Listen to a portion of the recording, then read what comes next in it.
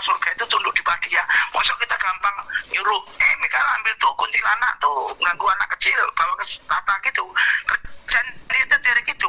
Ya tidak bisa dengan Tuhan tuh. Ya itu kita jangan sembarangan juga sekalipun dia pelayan kita ya Bu, malaikat itu. Tapi ada SOP dari Tuhan, izin Tuhan kan sembarangan gitu loh. Pertama itu, kedua malaikat nggak bisa diajak ngobrol. Tidak ada SOP dari surga, tidak boleh. Karena gini, ini jadi karena sudah terjadi kasus ya Bu, yaitu kasus itu loh. Kita bercermin pada kisah Nabi Nuh. Di zaman Nuh atau anak-anak Tuhan ya, itu diberi malaikat penjaga sebanyak 200 malaikat penjaga supaya untuk melindungi anak-anak Tuhan dari gangguan setan-setan Lucifer. Kan Lucifer kan dibuang dulu ke bumi supaya nggak ganggu, maka dilindungi ini malaikat penjaga 200 ini. Nah tetapi malah mereka mengawini perempuan-perempuan anak manusia ini, maka menjadilah keturunannya raksasa ini. Maka Tuhan marah karena makhluk ternyata mereka penjaga nggak setia, nggak taat sama Tuhan, melanggar SOP Tuhan, nggak boleh bergaul dengan manusia nih, malah digauli, malah dikawini. Nah itu loh. Maka kalau Bu ini bilang kita bisa ngobrol malaikat itu sesat, tidak boleh, karena mengingat kasus malaikat penjaga yang terlalu akrab dengan manusia akhirnya mengawini manusia itu loh. Jadi ada SOP prosedur dari Tuhan, tidak boleh. Dan pasti malaikat nggak mau jajak ngomong kalau nggak Tuhan suruh ngomong misalnya pesan apa. Jadi dia melakukan tugas hanya sesuai dengan SOP. Pesannya apa udah selesai pulang surga gitu. Itu jadi nggak boleh memperlakukan Mikael semena-mena. Jadi tugasnya itu sangat besar. Nggak cuma hanya ngambilin setan keruncuk lah. Dia kelasnya aja yang mengalahkan sepertiga malaikat termasuk Lucifer kok cuma ngurusin satu kuntilanak saja gambaran itu. Jadi tidak benar itu. Dan itu Mikael ini benar-benar kan panglimanya Tuhan Yesus. Jadi prosedurnya harus resmi dari Tuhan Yesus, khusus untuk peperangan rohani. Nah persiapan itu pertama. Kedua, malaikat nggak boleh ngobrol. Justru yang boleh diajak ngobrol itu Roh Kudus. Kita boleh ngomong-ngomong Roh Kudus, itu boleh malah sama Tuhan langsung. Nggak boleh sama malaikatnya itu. Kedua itu. Terus ketiga, kalau Ibu bilang kemarin, aku tidur kalau nggak pakai celana dalam ini takut setan malaikat nafsu. Salah. Malaikat itu makhluk tidak dikawinkan, mengawinkan itu. Jadi tidak akan nafsu karena ada prosedur Tuhan, ada SOP Tuhan seperti itu, tidak boleh. Dan dia mungkin dibuat Tuhan tidak bernafsu. Justru yang dia bilang takut nafsu itu sebenarnya saya yakin itu iblis yang menyamar menjadi malaikat terang gitu loh. Jadi yang dilihat Bu Vita itu bukan malaikat beneran tapi iblis yang menyamar, bisa gitu. Maka dia ketakutan nanti nafsu gimana. Itu salah. Jadi udah 3 poin yang bagi saya itu salah. Terus keempat, dia bilang bisa mengambil rohnya Bu Dr. Louis. Itu ngawur lagi penyesatan. Yang paling ngeri itu, yang paling salah itu Dr. Louis itu. Kalau dia mau perang mengambil rebutan roh ya pada saat sakratul maut. Jadi antara persimpangan mau surga pun neraka, waktu dia mau menghembuskan nafas terakhir itu, rebutlah dia, doakan dia bahwa ke surga itu bisa. Karena saya ngalami sendiri. Saya ngomong bukan berdasar nggak ada dasar, tidak. Saya ngalami sendiri masalahnya. Waktu orang hampir di sakratul maut, di tengah-tengah dia menghembuskan nafas terakhir, anaknya doa mendapat penglihatan, ada awan-awan hitam pekat di langit. Dan petinya warnanya hitam, mamanya terbukur kaku di situ. Dia ketakutan karena yakin, dia tahu kalau dia seperti itu berarti mamanya ini akan dibawa malaikat maut masuk neraka. Nah, tahu gitu dia telepon saya suruh doain. Saya ajak semua keluarga, 2 bujang penyembah di Basaro. Tiba-tiba anaknya dapat penglihatan yang kedua, langit yang hitam tadi berubah jadi terang benderang.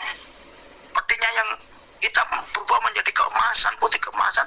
Dan mamanya itu tiba-tiba bangkit dari peti itu, terbang dengan baju pesta sambil senyum terus dada-dada gitu. Nah ini namanya merebut di antara persimpangan sakratul maut. Yang benar begini peperangannya di saat itu. Kalau sudah mati ya nyawanya atau menghembuskan nafas terakhir nggak bisa lagi direbut rohnya. Gitu, berarti udah ditawan iblis, sudah masuk alam maut, ke alam kematian Hades gitu. Apalagi udah 4 hari hari, Bu, gitu. Nah, beda lagi dengan kasusnya Lazarus yang dibangkitkan Yesus. Kenapa Lazarus mati 4 hari bisa dibangkitkan Yesus? Saya yakin begini, ceritanya beda dengan kasus Kak Dokter itu. Saya yakin Lazarus ini adalah pengikut Yesus setia. Orang takut Tuhan, pelaku firman, seperti saudaranya itu Maria dan Marta. Maka Tuhan sangat mengasihi keluarga ini. Setiap pergi ke Yerusalem, mampir dulu ke Betsaida. Betsaida itu ada berapa kilometer perjalanan menuju Yerusalem, maka mampir dulu ke kota ini, pasti mampir ke rumahnya Maria, Marta, dan Lazarus. Nah, karena Lazarus yang pelaku firman, Bu, saat dia mati sekalipun matahari, Yesus bisa membangkitkan itu untuk kembali ke bumi, untuk bangkit lagi. Karena si Lazarus bukan pendosa, mati dalam keadaan takut Tuhan, mati dalam keadaan jadi pelaku firman gitu loh. Karena mati hanya karena sakit saja, itu bisa dibangkitkan hidup lagi, Bu. Maka banyak kasus kan, kejadian misalnya Reinhard Bonnke membangkitkan orang mati, Smith Wigglesworth membangkitkan orang mati. Yang dibangkitkan ini orang-orang yang melakukan firman, Bu, orang-orang Kristen penuh sungguh-sungguh. Jadi saat mati itu rohnya masih dikenani Tuhan, boleh dipanggil lagi. Tapi kalau ini pendosa, nggak bertobat saat matinya, nggak bisa dibangkitkan lagi, Bu, karena udah jadi miliknya setan. Beritahu setan gitu loh maksudnya. Jadi beda kasus. Kalau Dokter Lulu jelas itu salah menurut saya. Udah sesat itu, Bu, itu. Oke itu, Bu. Nanti kita yang ini dibahas besoknya ya.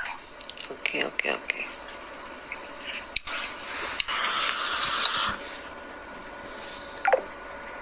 Serem banget ya. Nah, kalau yang orang belajar dunia roh, Bu, teman saya kan nyoba belajar gitu. Tapi semenjak belajar dari ibu ini, dia sering mendengar suara-suara pintu terbuka sendiri, krek gitu. Dia sering merinding-merinding sendiri. Wah, kalau gini sudah nggak bener, Bu. Padahal ibu ini pendoa sahabat loh, dipakai Tuhan, punya karunia buat luar biasa loh. Semenjak gabung itu jadi kayak gini gitu loh. Langsung dia sadar toh, ya ibu masih ikuti nggak usah ikuti syarat gitu. Akhirnya dia apa semua, dia sucikan dirinya semua, kebaskan semua kata rohsat. Sekarang udah nggak mendengar lagi, Bu, suara-suara gitu. Karena ibu ini mengajarkan berdoa apa? Yang belajar sama Tuhan itu mengajarkan supaya mengaktifkan 5 panca indera, Bu.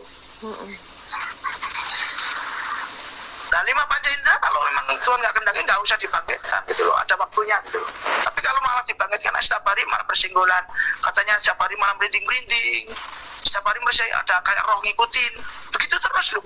Iya. Itu saya melihat pada sekilas ininya, settingannya gitu loh, para pengikutnya begitu. Ini gimana, Bu, saya kok malah kayak ada yang ngikutin terus lah itu. Apa benar dari Tuhan, Bu? Terus dia bilang gini, kalau ke rumah sakit itu harus kamu doa kebaskan semua, jangan sampai kamu ketempelan dari roh di rumah sakit.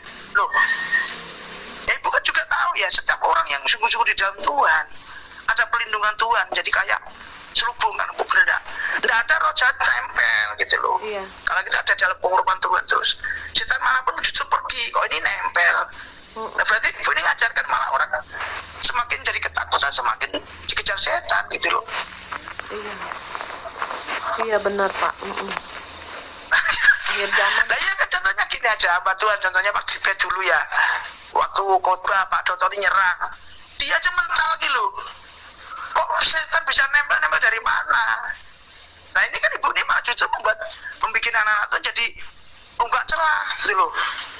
Jadi malah dia imani bahwa kalau di tempat tangkar ini nanti aku tempelan setan. Jadi seperti itu, Bu, malah gitu loh. Jadi mereka jadi nggak punya iman, akhirnya selalu ada ketakutan. Nah itu loh, ibu ini mengajarkan ketakutan, ibu ini bukan malah iman bahwa kita itu anak Tuhan, ditutup bungkus dengan darah Yesus. Tidak ada satu setan pun mendekat, nempel aja nggak bisa, apalagi mendekat. Iya. Mereka tadi nggak bisa apalagi nempel gitu loh. Kan aneh aja ibu ini gitu.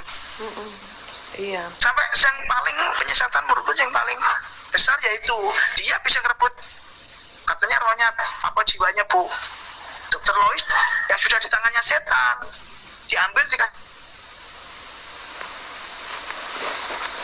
Loh, firman Tuhan bilang pertobatan waktu masih hidup, kalau kamu nggak sempat bertobat ya kamu masuknya ke neraka gitu loh. Apalagi Bu ini matinya kan kena santet, nggak sempat bertobat juga. Kalau masuk ke sana ya wajar, karena kenapa kena santet. Ajarin udah ngawur-ngawur gitu Bu. Tuhan aja bilang bahwa kalau udah mati ya udah, ini berarti udah Tuhan jatuhkan penghakiman, tinggal tunggu nanti pada tanah putih.